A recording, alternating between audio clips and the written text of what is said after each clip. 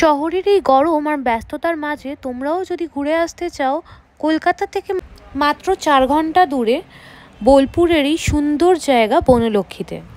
এখানে ঘরোয়া খাবারের সাথে পাবে একদম টাটকা মাছ, মাংস, আর সাথে গুড়, পাটালি, পাটিসাপটা, আরও অনেক কিছু। তবে সবটাই একদম অর্গ্যানিক। এই জায়গাটা আমাদের পরিচিত প্রায় 8-10 বছর ধরে, আর এখানে যাওয়া আসা তো আমাদের প্রত্যেক বছর লেগে থাকে। বনলক্ষ্মীর বিশেষত্ব হচ্ছে ওর সামনের এই বিশাল বড় বিকট বট গাছ, সাথে রয়েছে নানান ধরনের গাছ, কিছুটা শাক পাতা, কিছুটা হচ্ছে আমের গাছ, কিছুটা বা লেবু বা বেলের গাছ, আর তার সাথে তো ফুল ভরে রয়েছে গাছগুলো জবাতে। শীতকালে আসলে গাছগুলো আরও ভরে থাকে ফুলে, নানান ধরনের সিজনাল ফুল, আর সাথে তো গাছ ভর্তি রয়েছে বেল বা আম, কিছু না কিছু সারাক্ষণ দেখতে পারবে গিয়ে। তারপর আমাদের দৃষ্টি আকর্ষণ করলো সেটা হচ্ছে এই হাঁস। কি সুন্দর লাগছিল সাদা হাঁসগুলো যখন রাস্তায় এরমভাবে চড়ে বেড়াচ্ছিল। পুকুর থেকে সবে স্নান সেরে উঠেছে এগুলো। এই অফিস খরচাটা দেখছো, এখানেই লাঞ্চের পেমেন্ট করে ঢুকতে হয়।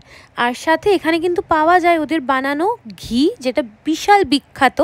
অবশ্যই তোমরা গেলে এখানে ঘিটা নিও, কারণ সেটা তৈরি হয় ওদের নিজের গোয়ালের গরু দিয়ে। ওদের একটা গোয়ালও আছে যেখানে অজস্র গরু আছে, তাদের দিয়ে এই সব ডেয়ারি প্রোডাক্টসগুলো তৈরি করা হয়।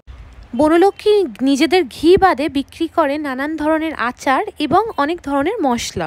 আমরা গেলে চেষ্টা করি আর কিছু না হলেও 1 কৌটো ঘি যাতে নিয়ে আসতে পারি। তবে গরম তো প্রচুর ছিল, তোমরা পারলে গরমটা একটু কমলে যেও, ভালো লাগবে।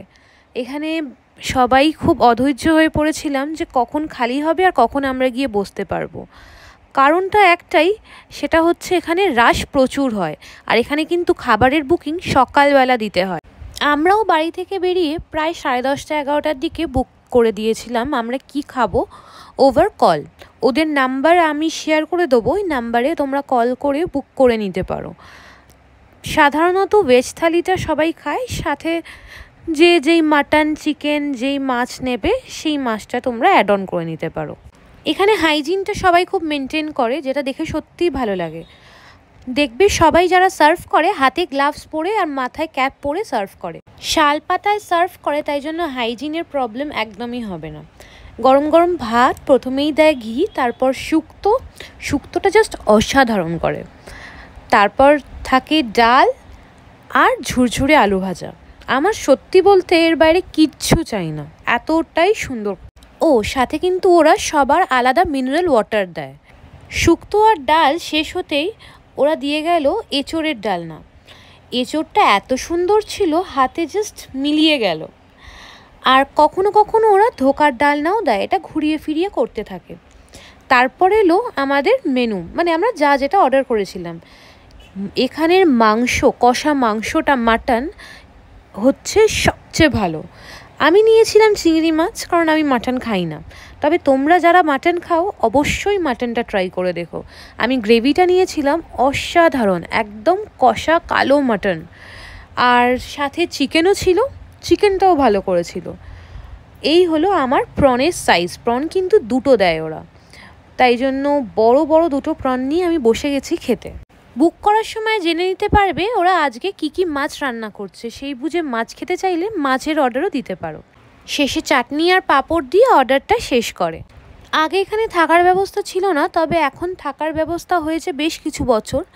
তোমরা চাইলে এসে 1 রাত্রির এখানে থাকতেও পারো, তবে আমরা এখানে প্রেফার করি এসে খাওয়া দাওয়া করে চলে যাওয়া কিছুটা সময় কাটিয়ে। এত শান্ত সুন্দর পরিবেশ, সাথে ঘরোয়া একদম সাধারণ কিন্তু অস্বাভাবিক সুন্দর খাওয়া দাওয়া, এটা ফেলে যাওয়া যদিও খুব মুশকিল। পরের বার তোমরা বোলপুর বা শান্তিনিকেতন এলে অবশ্যই এখানে একবার খেয়ে যেও। এটা কোনো প্রমোশনাল ভিডিও নয়, প্রথমত আমার নিজের মন থেকে খুব ভালো লাগে এখানে যেতে, খেতে, আর বহু বছর ধরে যাচ্ছি, তাই আজকে ভাবলাম এই ভিডিওর মাধ্যমে তোমাদের সাথেও শেয়ার করি।